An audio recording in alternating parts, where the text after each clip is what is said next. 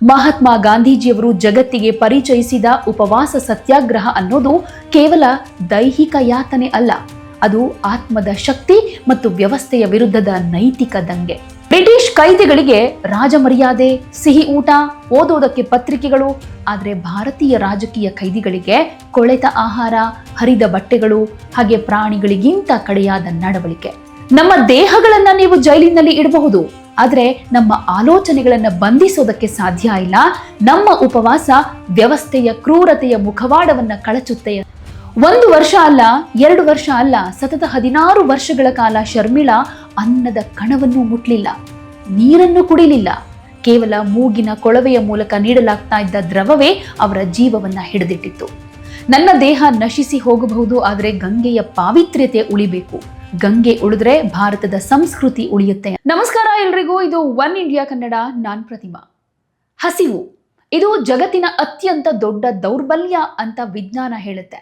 ಆದರೆ ಅದೇ ಹಸಿವನ್ನೇ ಅಹಿಂಸಾತ್ಮಕ ಅಸ್ತ್ರವನ್ನಾಗಿ ಮಾಡಿಕೊಂಡು ಜಗತ್ತಿನ ಅತಿ ದೊಡ್ಡ ಅಧಿಕಾರಶಾಹಿಗಳನ್ನ ಮಣಿಸೋದಕ್ಕೆ ಸಾಧ್ಯ ಅಂತ ಜಗತ್ತಿಗೆ ತೋರಿಸಿಕೊಟ್ಟ ದೇಶ ನಮ್ಮ ಭಾರತ. ಮಹಾತ್ಮ ಗಾಂಧೀಜಿಯವರು ಜಗತ್ತಿಗೆ ಪರಿಚಯಿಸಿದ ಉಪವಾಸ ಸತ್ಯಾಗ್ರಹ ಅನ್ನೋದು ಕೇವಲ ದೈಹಿಕ ಯಾತನೆ ಅಲ್ಲ, ಅದು ಆತ್ಮದ ಶಕ್ತಿ ಮತ್ತು ವ್ಯವಸ್ಥೆಯ ವಿರುದ್ಧದ ನೈತಿಕ ದಂಗೆ. ಇತ್ತೀಚೆಗೆ ಲಡಾಖ್ ಮತ್ತು ದೇಶದ ಹಿತಕ್ಕಾಗಿ ಲಡಾಖಿ ಹೋರಾಟಗಾರ ಹಾಗೂ ಪರಿಸರವಾದಿ ಸೋನಂ ವಾಂಗ್ಚುಕ್ ನಡೆಸ್ತಾ ಇರೋ ಉಪವಾಸ ಸತ್ಯಾಗ್ರಹ ಇಡೀ ದೇಶದ ಗಮನ ಸೆಳೆದಿದೆ. ಇಂತಹ ಹೋರಾಟಗಳು ಕೇವಲ ಇಂದಿನದ್ದಲ್ಲ.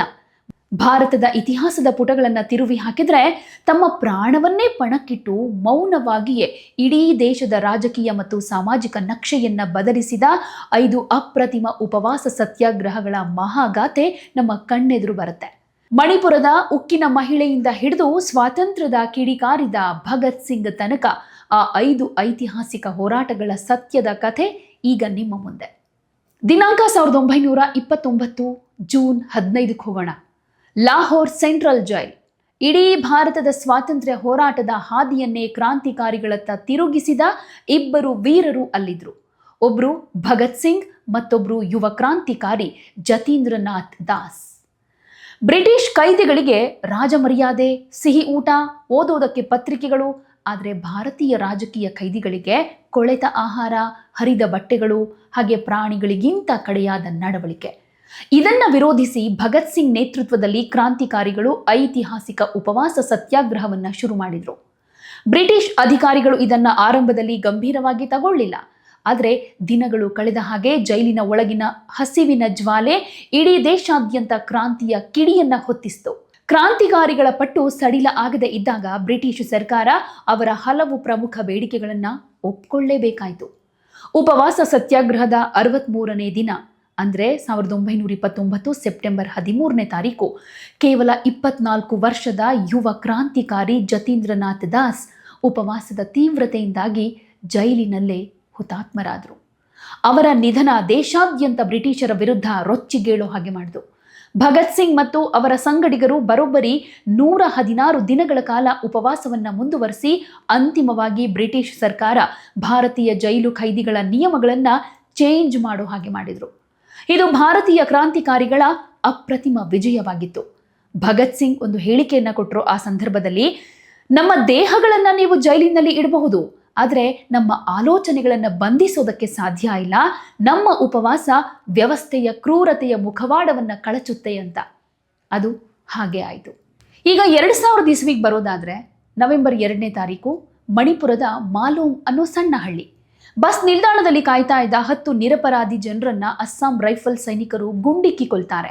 ಈ ಘಟನೆ ಮಣಿಪುರವನ್ನಷ್ಟೇ ಅಲ್ಲ, ಇಡೀ ಮಾನವೀಯತೆಯನ್ನೇ ಬೆಚ್ಚಿ ಬೀಳಿಸುತ್ತೆ. ಅಂದಿನ 28 ವರ್ಷದ ಯುವತಿ ಇರೋಮ್ ಚಾನು ಶರ್ಮಿಳಾ ಅವರ ಮನಸ್ಸಲ್ಲಿ ಪ್ರತಿಭಟನೆಯ ಜ್ವಾಲೆ ಉರಿಯೋದಕ್ಕೆ ಶುರುವಾಗುತ್ತೆ. ಸೇನಾ ಪಡೆಗಳ ವಿಶೇಷ ಅಧಿಕಾರ ಕಾಯ್ದೆ ಅಂದ್ರೆ AFSPA, arm forces special powers act ಅನ್ನ ಕಂಪ್ಲೀಟ್ ಆಗಿ ತೆಗೆದು ಹಾಕಬೇಕು ಅಂತ ಆಗ್ರಹಿಸಿ ಇರೋಮ್ ಶರ್ಮಿಳಾ ಅನಿರ್ದಿಷ್ಟಾವಧಿ ಉಪವಾಸ ಸತ್ಯಾಗ್ರಹವನ್ನ ಶುರು ಮಾಡ್ತಾರೆ. ಆದರೆ ವ್ಯವಸ್ಥೆ ಅವರ ಧ್ವನಿಯನ್ನ ಅಡಗಿಸೋದಕ್ಕೆ ಯತ್ನ ಮಾಡಿತು. ಅವರನ್ನ ಬಂಧಿಸಿ ಆತ್ಮಹತ್ಯೆಗೆ ಯತ್ನಿಸಿದ ಆರೋಪದ ಅಡಿ ಆಸ್ಪತ್ರೆಯಲ್ಲಿ ಇರಿಸಲಾಯಿತು. ಅವರ ಮೂಗಿನ ಮೂಲಕ ಬಲವಂತವಾಗಿ ದ್ರವ ಆಹಾರವನ್ನ ಕೊಡಲಾಯಿತು. 1 ವರ್ಷ ಅಲ್ಲ, 2 ವರ್ಷ ಅಲ್ಲ, ಸತತ 16 ವರ್ಷಗಳ ಕಾಲ ಶರ್ಮಿಳಾ ಅನ್ನದ ಕಣವನ್ನು ಮುಟ್ಲಿಲ್ಲ, ನೀರನ್ನು ಕುಡಿಲಿಲ್ಲ. ಕೇವಲ ಮೂಗಿನ ಕೊಳವೆಯ ಮೂಲಕ ನೀಡಲಾಗ್ತಾ ಇದ್ದ ದ್ರವವೇ ಅವರ ಜೀವವನ್ನ ಹಿಡಿದಿಟ್ಟಿತ್ತು. ಜಗತ್ತಿನ ಇತಿಹಾಸದಲ್ಲೇ ಅತ್ಯಂತ ಸುದೀರ್ಘ ಉಪವಾಸ ನಡೆಸಿದ ಈಕೆಯನ್ನ ಜಗತ್ತು ಕೊಂಡಾಡ್ತು. 2016ರಲ್ಲಿ ಅವರು ತಮ್ಮ ಉಪವಾಸವನ್ನ ಕೊನೆಗೊಳಿಸಿದಾಗ ಆಕೆ ಮಣಿಪುರದ ಭವಿಷ್ಯವನ್ನ ಬದಲಿಸೋ ರಾಜಕೀಯ ಹಾದಿ ತುಳಿದ್ರು. ಆದರೆ ಆಕೆಯ 16 ವರ್ಷಗಳ ಆ ತಪಸ್ಸು ಭಾರತದ ಇತಿಹಾಸದಲ್ಲಿ ಮಾನವ ಹಕ್ಕುಗಳ ಪರವಾದ ಅತಿ ದೊಡ್ಡ ಧ್ವನಿಯಾಗಿ ಯಾವಾಗಲೂ ಹಸಿರಾಗಿರುತ್ತೆ. ಪ್ರಜಾಪ್ರಭುತ್ವ ವ್ಯವಸ್ಥೆಯ ಅಡಿ ಚುನಾವಣೆಯಲ್ಲಿ ಸ್ಪರ್ಧಿಸಿ ವ್ಯವಸ್ಥೆಯನ್ನ ಬದಲಾಯಿಸೋ ದೃಢ ನಿರ್ಧಾರದೊಂದಿಗೆ ಅವರು 2016ರಲ್ಲಿ ತಮ್ಮ 16 ವರ್ಷಗಳ ಸುದೀರ್ಘ ಉಪವಾಸವನ್ನ ಲಾಸ್ಟ್ ಮಾಡ್ತಾರೆ. ಅವರ ಹೋರಾಟದಿಂದ ತಕ್ಷಣವೇ AFSPA ಕಾಯ್ದೆ ರದ್ದಾಗದೇ ಇದ್ರೂ ಮಣಿಪುರ ಮತ್ತು ಈಶಾನ್ಯ ಭಾರತದಲ್ಲಿ ನಡೀತಾ ಇದ್ದ ಮಾನವ ಹಕ್ಕುಗಳ ಉಲ್ಲಂಘನೆಯ ವಿಚಾರ ಜಾಗತಿಕ ಮಟ್ಟದಲ್ಲಿ ಸದ್ದು ಮಾಡಿತು. ಅವರ ಈ ಹೋರಾಟ ನಾಗರಿಕ ಹಕ್ಕುಗಳ ರಕ್ಷಣೆಗೆ ದಾರಿದೀಪವಾಯಿತು. ಇನ್ನು ಸ್ವಾತಂತ್ರ್ಯದ ನಂತರದ ಭಾರತವನ್ನ ಮರುರೂಪಿಸಿದ ಅತ್ಯಂತ ಪ್ರಭಾವಶಾಲಿ ಉಪವಾಸ ಸತ್ಯಾಗ್ರಹ ಅಂತಂದ್ರೆ ಅದು ಗಾಂಧಿವಾದಿ ಪೊಟ್ಟಿ ಶ್ರೀರಾಮುಲು ಅವರದ್ದು. ಮದ್ರಾಸ್ ಪ್ರೆಸಿಡೆನ್ಸಿಯಿಂದ ತೆಲುಗು ಮಾತನಾಡೋ ಜನರಿಗೆ ಅಂತ ಪ್ರತ್ಯೇಕವಾದ ಆಂಧ್ರ ರಾಜ್ಯ ನಿರ್ಮಾಣವಾಗಬೇಕು ಅನ್ನೋದು ಅವರ ಹಠ ಆಗಿತ್ತು. 1952 ಅಕ್ಟೋಬರ್ 19ನೇ ತಾರೀಕು ಶ್ರೀರಾಮುಲು ಅವರು ಮದ್ರಾಸ್ನಲ್ಲಿ ಉಪವಾಸ ಸತ್ಯಾಗ್ರಹವನ್ನ ಶುರು ಮಾಡಿದ್ರು. ಅಂದಿನ ಪ್ರಧಾನಿ ಜವಾಹರ್ಲಾಲ್ ನೆಹರು ನೇತೃತ್ವದ ಸರ್ಕಾರ ಈ ಬೇಡಿಕೆಯನ್ನ ಒಪ್ಪೋದಕ್ಕೆ ಹಿಂದೇಟಾಕ್ತು. ಯಾಕಂದ್ರೆ ಭಾಷೆಯ ಆಧಾರದ ಮೇಲೆ ದೇಶ ವಿಭಜನೆ ಆದ್ರೆ ದೇಶದ ಐಕ್ಯತೆಗೆ ಧಕ್ಕೆಯಾಗಬಹುದು ಅನ್ನೋ ಆತಂಕ ಸರ್ಕಾರಕ್ಕಿತ್ತು. ಉಪವಾಸದ ಅವಧಿ ಏನು ಅಂದರೆ ಅದು 58 ದಿನ ಇದ್ದಿದ್ದು. ಅವರು ಡಿಸೆಂಬರ್ 15, 1952ರಲ್ಲಿ ಕೊನೆಯುಸಿರೆಳಿತಾರೆ. ಆದರೆ ಪ್ರಭಾವ ಮಾತ್ರ ಭಾರತದಾದ್ಯಂತ ಭಾಷಾವಾರು ರಾಜ್ಯಗಳ ಪುನರ್ವಿಂಗಡಣೆ ಕಾಯ್ದೆ ಜಾರಿಗೆ ಬರುವುದಕ್ಕೂ ಕೂಡ ಕಾರಣ ಆಗುತ್ತೆ. ಈ ಉಪವಾಸದ 58ನೇ ದಿನ ಪೊಟ್ಟಿ ಶ್ರೀರಾಮುಲು ಅವರು ಕೊನೆಯುಸಿರೆಳಿತಾರೆ. ಅವರ ಸಾವಿನ ಸುದ್ದಿ ತಿಳಿತಾ ಇದ್ದ ಹಾಗೆ ಆಂಧ್ರದಾದ್ಯಂತ ಭೀಕರ ಹಿಂಸಾಚಾರ ಹಾಗೆ ಪ್ರತಿಭಟನೆಗಳು ಶುರುವಾಗುತ್ತೆ. ಸರ್ಕಾರ ಅನಿವಾರ್ಯವಾಗಿ ಮಣಿಯಲೇಬೇಕಾಗುತ್ತೆ. ಶ್ರೀರಾಮುಲು ಅವರ ಬಲಿದಾನದ ನಂತರ ಕೇವಲ 3 ದಿನಗಳಲ್ಲಿ ಪ್ರತ್ಯೇಕ ಆಂಧ್ರ ರಾಜ್ಯ ಘೋಷಣೆಯಾಯಿತು. ಈ ಘಟನೆಯೇ ಮುಂದೆ ಕರ್ನಾಟಕ ಸೇರಿದ ಹಾಗೆ ಇಡೀ ಭಾರತದಲ್ಲಿ ಭಾಷಾವಾರು ರಾಜ್ಯಗಳ ಪುನರ್ವಿಂಗಡಣೆಗೆ ದಾರಿ ಮಾಡಿಕೊಡ್ತು. ಹಾಗೆ ಭಾಷಾವಾರು ವಿಭಜನೆಯ ನಂತರ ಪಂಜಾಬ್ನ ಹಕ್ಕುಗಳಿಗಾಗಿ ಹೋರಾಡಿದ ಮತ್ತೊಬ್ಬ ಅಪ್ರತಿಮ ನಾಯಕ ಅಂದರೆ ಅದು ದರ್ಶನ್ ಸಿಂಗ್ ಪೆರುಮಾನ್. 1966ರಲ್ಲಿ ಪಂಜಾಬ್ ವಿಭಜನೆಯಾಗಿ ಹರಿಯಾಣ ರಚನೆಯಾದಾಗ ಸುಂದರ ನಗರ ಚಂಡೀಗಢವನ್ನ ಯಾರಿಗೆ ಕೊಡಬೇಕು ಅನ್ನೋ ವಿವಾದ ಶುರುವಾಯಿತು. ಚಂಡೀಗಢವನ್ನ ಸಂಪೂರ್ಣವಾಗಿ ಪಂಜಾಬ್ಗೆ ಸೇರಿಸಬೇಕು ಅಂತ ದರ್ಶನ್ ಸಿಂಗ್ ಹಠ ಹಿಡಿದ್ರು. ತಮ್ಮ ಬೇಡಿಕೆಗಾಗಿ ಅವರು 1969 ಆಗಸ್ಟ್ 15ನೇ ತಾರೀಕು ಅನಿರ್ದಿಷ್ಟಾವಧಿ ಉಪವಾಸ ಸತ್ಯಾಗ್ರಹವನ್ನ ಶುರು ಮಾಡಿದ್ರು. ಆದರೆ ಸರ್ಕಾರ ಅವರ ಬೇಡಿಕೆಗೆ ಮಣಿಲಿಲ್ಲ. ಅವರ ಆರೋಗ್ಯ ಸಂಪೂರ್ಣವಾಗಿ ಹದಗೆಟ್ಟರೂ ಅವರು ಪಟ್ಟು ಸಡಿಲಿಸಲಿಲ್ಲ. ಸತತ 74 ದಿನಗಳ ಕಾಲ ಅನ್ನ ನೀರಿಲ್ಲದೆ ಜೈಲಿನ ಕೋಣೆಯಲ್ಲೇ ಹೋರಾಟ ಮಾಡಿದ ದರ್ಶನ್ ಸಿಂಗ್ ಪೆರುಮಾನ್ 1969 ಅಕ್ಟೋಬರ್ 27ರಂದು ದೇಶಕ್ಕಾಗಿ ಪ್ರಾಣ ತ್ಯಾಗ ಮಾಡಿದರು. ಈ ಬಲಿದಾನ ಸಿಖ್ ಸಮುದಾಯ ಮತ್ತು ಪಂಜಾಬಿಗಳ ಸ್ವಾಭಿಮಾನದ ಸಂಕೇತವಾಯಿತು. ಚಂಡೀಗಢವನ್ನ ಇಂದಿಗೂ ಕೇಂದ್ರಾಡಳಿತ ಪ್ರದೇಶವಾಗಿ ಉಳಿಸಿ 2 ರಾಜ್ಯಗಳ ರಾಜಧಾನಿಯನ್ನಾಗಿ ಮಾಡಲಾಗಿದ್ರೂ ದರ್ಶನ್ ಸಿಂಗ್ ಅವರ ಹೋರಾಟ ಪ್ರಾದೇಶಿಕ ಹಕ್ಕುಗಳ ರಕ್ಷಣೆಯ ಇತಿಹಾಸದಲ್ಲಿ ಸುವರ್ಣಾಕ್ಷರಗಳಲ್ಲಿ ಬರೆಯಲ್ಪಟ್ಟಿದೆ. ಇನ್ನು ನಮ್ಮ ಕೊನೆಯ ಕಥೆ ಅಂದರೆ ಆಧುನಿಕ ಭಾರತದ ಪರಿಸರ ಹೋರಾಟದ್ದು. ಗಂಗಾ ನದಿ ಕೇವಲ ಧಾರ್ಮಿಕ ನದಿಯಲ್ಲ, ಅದು ಕೋಟ್ಯಾಂತರ ಭಾರತೀಯರ ಜೀವನಾಡಿ. ಆದರೆ ಹರಿದ್ವಾರದ ಗಂಗಾ ನದಿಯ ಒಡಲಿನಲ್ಲಿ ನಡೀತಾ ಇದ್ದ ಅಕ್ರಮ ಗಣಿಗಾರಿಕೆ ಹಾಗೆ ಕಲ್ಲು ಪುಡಿ ಮಾಡೋ ಕ್ರಷರ್ ಘಟಕಗಳು ನದಿಯ ಅಸ್ತಿತ್ವಕ್ಕೆ ಕಂಟಕ ತಂದಿಟ್ಟಿದ್ವು. ಇದರ ವಿರುದ್ಧ ಧ್ವನಿ ಎತ್ತಿದವರು ಸ್ವಾಮಿ ನಿಗಮಾನಂದ.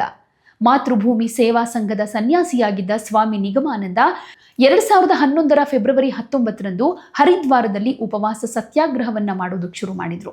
ಅವರ ಬೇಡಿಕೆ ಒಂದೇ ಆಗಿತ್ತು, ಗಂಗೆಯನ್ನ ಮಾಲಿನ್ಯ ಮುಕ್ತಗೊಳಿಸಿ, ಅಕ್ರಮ ಗಣಿಗಾರಿಕೆಯನ್ನ ನಿಲ್ಲಿಸಿ ಅನ್ನೋದು. ಸ್ವಾಮಿ ನಿಗಮಾನಂದ ಅವರು ಡೈರಿಯಲ್ಲಿ ಹೀಗೆ ಬರ್ಕೊಂಡಿದ್ರು, ನನ್ನ ದೇಹ ನಶಿಸಿ ಹೋಗಬಹುದು, ಆದರೆ ಗಂಗೆಯ ಪಾವಿತ್ರ್ಯತೆ ಉಳಿಬೇಕು, ಗಂಗೆ ಉಳಿದ್ರೆ ಭಾರತದ ಸಂಸ್ಕೃತಿ ಉಳಿಯುತ್ತೆ ಅಂತ. ಬರೋಬ್ಬರಿ 115 ದಿನಗಳ ದೀರ್ಘ ಉಪವಾಸದ ನಂತರ ಜೂನ್ 13, 2011ರಂದು ನಿಗಮಾನಂದರು ಕೊನೆಯುಸಿರೆಳೆದರು. ಅವರಿಗೆ ಆಸ್ಪತ್ರೆಯಲ್ಲಿ ವಿಷ ಕೊಡಲಾಗಿತ್ತು ಅನ್ನೋ ವಿವಾದಗಳು ಕೂಡ ಎದ್ವು. ಆದರೆ ಅವರ ಈ ಸರ್ವೋಚ್ಚ ಬಲಿದಾನದ ನಂತರ ಉತ್ತರಾಖಂಡ ಸರ್ಕಾರ ಗಂಗಾ ತಟದಲ್ಲಿ ಅಕ್ರಮ ಗಣಿಗಾರಿಕೆಯನ್ನು ನಿಷೇಧಿಸೋದಕ್ಕೆ ಕಠಿಣ ಕಾನೂನುಗಳನ್ನು ತರಬೇಕಾಯಿತು. ಪರಿಸರ ಸಂರಕ್ಷಣೆಗಾಗಿ ಪ್ರಾಣವನ್ನೇ ಕೊಟ್ಟ ಆಧುನಿಕ ದದೀಚಿ ಸ್ವಾಮಿ ನಿಗಮಾನಂದ. ಹೀಗೆ ಇತಿಹಾಸದ ಈ ಪುಟಗಳನ್ನ ತಿರುವಿ ನೋಡಿದ್ರೆ ನಮಗೆ ತಿಳಿಯೋದು ಒಂದೇ, ಭಾರತದಲ್ಲಿ ಉಪವಾಸ ಸತ್ಯಾಗ್ರಹ ಅನ್ನೋದು ಕೇವಲ ಪ್ರತಿಭಟನೆ ಅಲ್ಲ, ಅದೊಂದು ನೈತಿಕ ಶಕ್ತಿ. ಅಣ್ಣಾ ಹಜಾರೆ ಅವರು 2011ರಲ್ಲಿ ದೇಶದಲ್ಲಿ ಹೆಚ್ಚಾಗ್ತಾ ಇರೋ ಭ್ರಷ್ಟಾಚಾರದ ವಿರುದ್ಧ ಜನಲೋಕಪಾಲ್ ಕಾಯ್ದೆಯನ್ನ ಜಾರಿಗೆ ತರಬೇಕು ಅಂತ ಆಗ್ರಹಿಸಿ ಐತಿಹಾಸಿಕ ಉಪವಾಸ ಸತ್ಯಾಗ್ರಹ ನಡೆಸಿದ್ರು. ಈ ಹೋರಾಟ ದೆಹಲಿಯ ಜಂತರ್ ಮಂತರ್ ಮತ್ತು ನಂತರ ರಾಮಲೀಲಾ ಮೈದಾನದಲ್ಲಿ ನಡೆಯಿತು. ದೇಶಾದ್ಯಂತ ಲಕ್ಷಾಂತರ ಜನ ಇವರಿಗೆ ಬೆಂಬಲ ಕೊಟ್ಟರು. 2011 ಆಗಸ್ಟ್ 16ರಿಂದ 12 ದಿನಗಳ ಕಾಲ ಅನ್ನ ನೀರು ತ್ಯಜಿಸಿ ಉಪವಾಸ ಕೈಗೊಂಡಿದ್ರು. ಈ ಅವಧಿಯಲ್ಲಿ ಅವರ ಆರೋಗ್ಯ ಹದಗೆಟ್ಟರು. ತಮ್ಮ ಬೇಡಿಕೆ ಈಡೇರೋ ತನಕ ಹೋರಾಟವನ್ನು ಮುಂದುವರೆಸಿದ್ರು. ಉಪವಾಸಕ್ಕೆ ಪ್ರಮುಖ ಕಾರಣ ಅಂದ್ರೆ ಭ್ರಷ್ಟಾಚಾರದ ವಿರುದ್ಧ ಕಠಿಣ ಕಾನೂನು ಜಾರಿಯಾಗಬೇಕು, ಸ್ವತಂತ್ರ ಮತ್ತೆ ಬಲಿಷ್ಠ ಜನಲೋಕಪಾಲ್ ಸಂಸ್ಥೆ ಸ್ಥಾಪಿಸಬೇಕು, ಉನ್ನತ ಹುದ್ದೆಯಲ್ಲಿರೋರನ್ನೂ ಭ್ರಷ್ಟಾಚಾರ ಪ್ರಕರಣಗಳಲ್ಲಿ ತನಿಖೆಗೆ ಒಳಪಡಿಸಬೇಕು ಅಂತ. ಸೊ ಇದರ ಫಲಿತಾಂಶ ದೇಶಾದ್ಯಂತ ಭ್ರಷ್ಟಾಚಾರ ವಿರೋಧಿ ದೊಡ್ಡ ಜನಾಂದೋಲನಕ್ಕೆ ಕಾರಣ ಆಯಿತು. ಕೇಂದ್ರ ಸರ್ಕಾರ ಜನಲೋಕಪಾಲ್ ಕುರಿತು ಚರ್ಚೆ ನಡೆಸೋದಕ್ಕೆ ಒಪ್ಕೊಳ್ತು. ನಂತರ 2013ರಲ್ಲಿ ಲೋಕಪಾಲ್ ಮತ್ತು ಲೋಕಾಯುಕ್ತ ಕಾಯ್ದೆ ಸಂಸತ್ತಿನಲ್ಲಿ ಅಂಗೀಕಾರವಾಯಿತು. ಅಣ್ಣಾ ಹಜಾರೆ ಅವರ ಈ ಉಪವಾಸ ಸತ್ಯಾಗ್ರಹ ಭಾರತದ ಇತಿಹಾಸದಲ್ಲೇ ಅತ್ಯಂತ ಪ್ರಭಾವ ಬೀರಿದ ಭ್ರಷ್ಟಾಚಾರ ವಿರೋಧಿ ಜನಾಂದೋಲನಗಳಲ್ಲಿ ಒಂದು ಅಂತ ಪರಿಗಣಿಸಲಾಗಿದೆ. ಇಂದು ಸೋನಂ ವಾಂಗ್ಚುಕ್ ಅವರ ಹೋರಾಟ ಕೂಡ ಇದೇ ಸಾಲಿಗೆ ಸೇರ್ಕೊಳ್ಳುತ್ತೆ. ತಮ್ಮ ವೈಯಕ್ತಿಕ ಸ್ವಾರ್ಥಕ್ಕಾಗಲ್ಲದೆ ಸಮಾಜದ, ದೇಶದ ಮತ್ತು ಪರಿಸರದ ಉಳಿವಿಗಾಗಿ ಹಸಿವಿನ ಹಾದಿ ತುಳಿದ ಈ 5 ಮಹಾನ್ ಚೇತನಗಳು ಭಾರತದ ಇತಿಹಾಸದ ಗತಿಯನ್ನೇ ಬದಲಿಸಿದ್ದಾರೆ. ಶರೀರ ನಶಿಸಿ ಹೋದ್ರೂ ಅವರ ವಿಚಾರಗಳು ಮತ್ತು ಬಲಿದಾನಗಳು ಭಾರತದ ಪ್ರಜಾಪ್ರಭುತ್ವವನ್ನ ಯಾವಾಗಲೂ ಎಚ್ಚರಿಸುತ್ತಲೇ ಇರುತ್ತೆ.